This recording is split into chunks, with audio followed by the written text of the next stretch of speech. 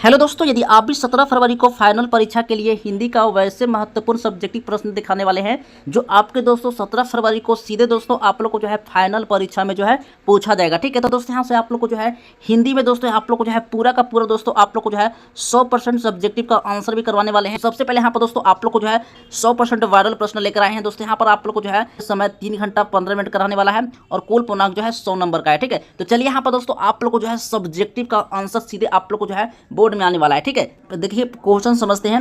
निम्नलिखित प्रश्नों में से किन्हीं 5 प्रश्नों को ही उत्तर प्रत्येक लगभग 20 से 30 शब्दों में उत्तर देना है। ठीक है, सभी प्रश्न का जो मार्क्स रहेगा 2 नंबर का रहेगा। ठीक है, जिसमें से दोस्तों आप लोग को जो है 5 प्रश्न का ही जवाब देना है। टोटल कितना हो गया 10 नंबर का। ठीक है, 10 नंबर दोस्तों अभी इस वीडियो से जो है कंप्लीट होने वाला है। तो ये दोस्तों एग्जाम में 100% आप लोग को पूछा जाएगा। ठीक है, 100% दोस्तों एग्जाम में पूछा जाएगा।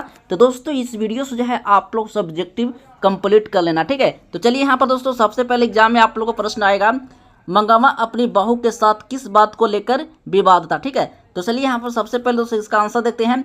मंगम्मा अपने बहू नगजमा के साथ पोते को लेकर विवाद था। ठीक है, मंगम्मा के बेटे को भी उसके बहू अपने बस में रखना चाहती थी। ठीक है, इसलिए दोनों में हमेशा क्या होता था, विवाद रहता था या झगड़ा होता रहता था। ठीक ना, चलिए इसका दोस्तों यहाँ पर पहला का जो आंसर जो आप लोग को जो है दोस्तों कंप्लीट हो गया होगा। ठीक है, चलिए अगला क्वेश्चन दोस्तों देखेंगे।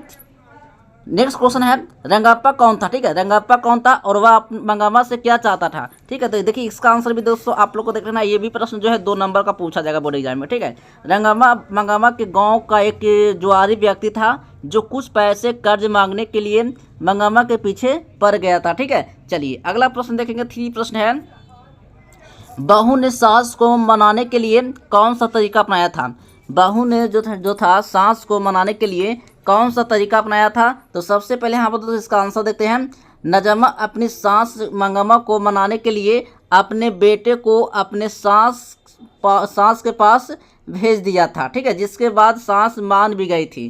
तो इसका 3 का राइट आंसर दोस्तों ये प्रश्न जो है 2 नंबर का एग्जाम में पूछा जाएगा। तो ये आप लोग दोस्तों कंप्लीट कर लेना। ठीक है, चलिए अगला प्रश्न है, लक्ष्मी कौन थी। ठीक है, उसकी पारिवारिक चरित्र चित्रण कीजिए। ठीक ना दोस्तों, आप लोग को जो है 20 से 30 शब्दों में ही आपको उत्तर देना है। इससे ज़्यादा आप लोग उत्तर नहीं देना, नहीं तो एग्जाम में आप लोग को मार्क्स जो है काट लिया जाएगा। ठीक है, एग्जाम में दोस्तों 17 फरवरी को बिल्कुल 100% पूछा जाएगा। तो ये सब्जेक्टिव दोस्तों इस पूरा क्वेश्चन जो है कंप्लीट कर लेना। ठीक है, एग्जाम आने से पहले कंप्लीट कर लेना है। ठीक है, एक भी प्रश्न एग्जाम में आप लोग को नहीं छूटेगा। ठीक है, तो यहाँ से कंप्लीट बिल्कुल करके जाइएगा, एग्जाम में बिल्कुल यही पेपर आने वाला है। ठीक है, ओरिजिनल प्रश्न का मैं आप लोग को पेपर का आंसर लेकर आया हूँ। लक्ष्मी कौन थी, उसके पारिवारिक का चरित्र चित्रण कीजिए आप लोग। ठीक है, लक्ष्मी दहते विश्वास ठीक है, लक्ष्मी दहते विश्वास कहानी की एक मुख्य पात्रा थी। ठीक है, वह एक बहुत ही साहसी महिला थी और वह अपने 4 बच्चों के साथ अकेले जीवन यापन करती थी। ठीक है, चलिए इसका दोस्तों आंसर आप लोग को जो है लिख लेना है या फिर आप लोग को याद कर लेना है, क्योंकि इसका पति लक्ष्मण कोलकाता में काम करता था। ठीक है, लक्ष्मी की पारिवारिक स्थिति बिल्कुल भी अच्छी नहीं थी। उसके पति लक्ष्मण के कमाए पैसे से घर का पूरा खर्च नहीं हो पाता था। ठीक है, जिसके कारण लक्ष्मी को जो है तहसीलदार के घर पर छोटे मोटे काम करना पड़ते थे। ठीक ना, चलिए इसका आंसर दोस्तों आप लोग को 2 नंबर में देकर आना है। ठीक है, चलिए अगला प्रश्न है, 5 प्रश्न है, कहानी के आधार पर प्रमाणित करें कि उड़ीसा का जनजीवन बाढ़ और सूखा से काफ़ी प्रभावित रहा। ठीक है, चलिए इसका आंसर देखते हैं। इसी कहानी में तूफान, सुखाड़, तेज बरसात और बाढ़ के बारे में चर्चा है। ठीक है, इसमें दर्शाया गया है कि सूखा और बाढ़ होता है तो वहाँ के लोगों की कितनी कठिनाइयाँ होती है। यह कहानी मुख्य रूप से बाढ़ की विभीषिका को दर्शाती है। ठीक है, देखिए दोस्तों यहाँ पर आप लोग को जो है एग्जाम में 5 प्रश्न का ही जवाब देना होता है। ठीक है, 5 प्रश्न का ही। ठीक है, तो आगे दोस्तों इसका आंसर भी मैं आप लोग को करवा देते हैं ताकि आप लोग को जो है एक भी सब्जेक्टिव जो है आप एग्जाम में कन्फ्यूज ना हो पाए। ठीक है, चलिए आगे भी इसका देख लेते हैं। 5 का ही प्रश्न का आंसर देना होता है। ठीक है, तो चलिए मैं आप लोग को जो जितना का आंसर जितना का प्रश्न एग्जाम में आया उतना का आंसर मैं आप लोग को करवा दे रहे हैं। ठीक है, चलिए अगला क्वेश्चन 6 प्रश्न है, लक्ष्मी के व्यक्तित्व पर विचार करें। ठीक है, लक्ष्मी दहते विश्वास कहानी की एक मुख्य पात्रा है।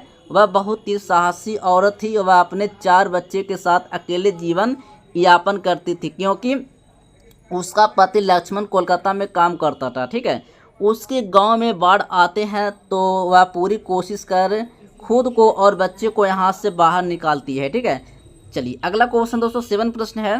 6 प्रश्न थोड़ा सा दोस्तों मिस्टेक हो गया होगा। हाँ 6 प्रश्न, हाँ 6 प्रश्न है, ये 7 प्रश्न है। ठीक है, मंगू के पति माँ और परिवार के अन्य सदस्यों के व्यवहार में जो फर्क है उसे अपने शब्दों में लिखिए। ठीक है, मंगू के प्रति माँ और परिवार के अन्य सदस्य में व्यवहार में जीवन असमान का फर्क था। ठीक ना, माँ जहाँ अपनी पागल और गूंगी बेटी से बहुत ज़्यादा प्यार करती थी, वही परिवार के अन्य सदस्य मंगू को घर का बोझ समझते थे। ठीक है, वे चाहते थे कि मंगू को अस्पताल छोड़ दिया जाए या मंगू घर पर ही मर जाए तो कोई दिक्कत नहीं है। ठीक है, ये दोस्तों आप लोग कहानी पढ़े होंगे तो बहुत मज़ा आया होगा। ठीक है, इसका आंसर दोस्तों आप लोग को जो है ये भी 2 नंबर में ये प्रश्न जो है बोर्ड एग्जाम में पूछा जाएगा। ठीक है, चलिए अगला क्वेश्चन 8 प्रश्न है। माँ मंगू को अस्पताल में क्यों भर्ती नहीं कराना चाहती है, विचार करें। ठीक है, 2 नंबर का प्रश्न है, याद रखना। ठीक है, माँ मंगू को अस्पताल में भर्ती कराना नहीं चाहती थी क्योंकि माँ को ऐसा लगता था कि उसकी पागल और गूंगी बेटी मंगू का अस्पताल में ठीक से ख्याल नहीं रखा जाएगा। उसे लगता था कि मंगू की सेवा अस्पताल में कौन करेगा। इन्हीं बात को सोचकर माँ मंगू को अस्पताल में भर्ती नहीं करना चाहती थी। ठीक है, चलिए ये प्रश्न दोस्तों एग्जाम में 2 नंबर में पूछा जाएगा। ठीक है, इसको भी याद कर लीजिएगा आप लोग।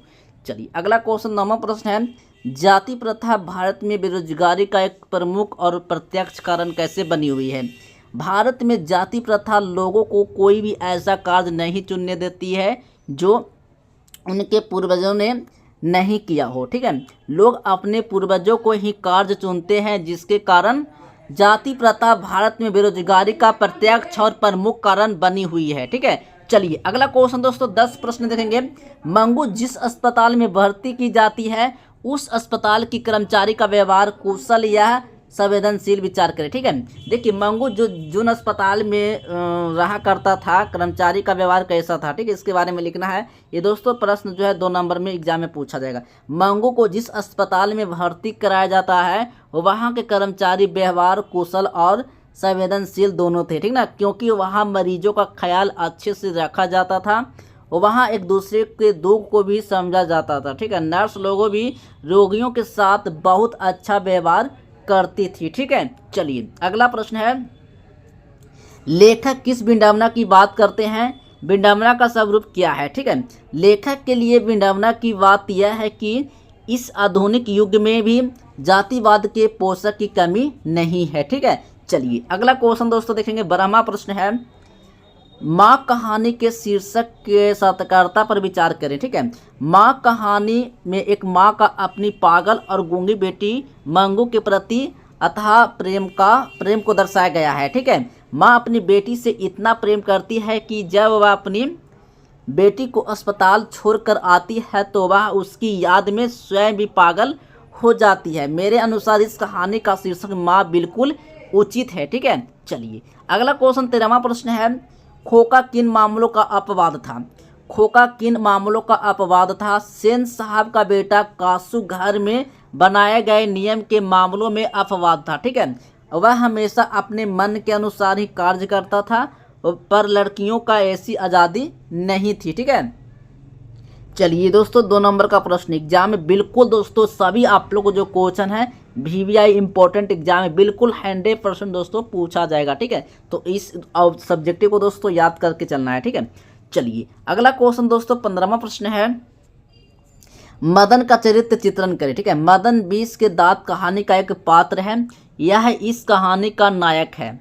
मदन बिना डरे सेन साहब के ड्राइवर का विरोध करता है एवं जब कासू इसके साथ गली में खेलने आता है तो मदन उससे लड़ाई कर उसके 2 दांत तोड़ देते हैं। ठीक है, ऑब्जेक्ट लिए। अगला क्वेश्चन दोस्तों 16वां प्रश्न है। मनुष्य बार बार नाखूनों को क्यों काटता है। मनुष्य बार बार नाखूनों को इसलिए काटता है क्योंकि वह अपने पार्श्ववृत्ति यानी पुराने चिन्हों को भुला देना चाहता है। ठीक है दोस्तों, यहाँ पर आप लोग को जो है 16 प्रश्न का आंसर दोस्तों मैं इस वीडियो में लेकर आया था, जिसमें से दोस्तों आप लोग को जो है 5 बोर्ड एग्जाम में पूछा जाता था। 5 ही का प्रश्न देना होता है। आएगा एग्जाम में 10 प्रश्नों का उत्तर, 10 प्रश्न जिसमें से 5 प्रश्नों को देना है, लेकिन इसमें जो 6 क्वेश्चन जो है अब इसमें आप लोग को जो है मिक्स कर दिया हूँ। 6 में से आप लोग को जो है 2 प्रश्न बिल्कुल 100% आएगा और 10 जो अब मैं आप लोग को बताया हूँ ये बिल्कुल 100% पूछेगा। ठीक है, आई होप कि दोस्तों आज के इस वीडियो से दोस्तों आप लोग को जो है सब्जेक्टिव में बहुत मजा आया होगा। चलिए दोस्तों मिलेंगे नेक्स्ट वीडियो में, तब तक के लिए बाय बाय। जय हिंद, वंदे मातरम।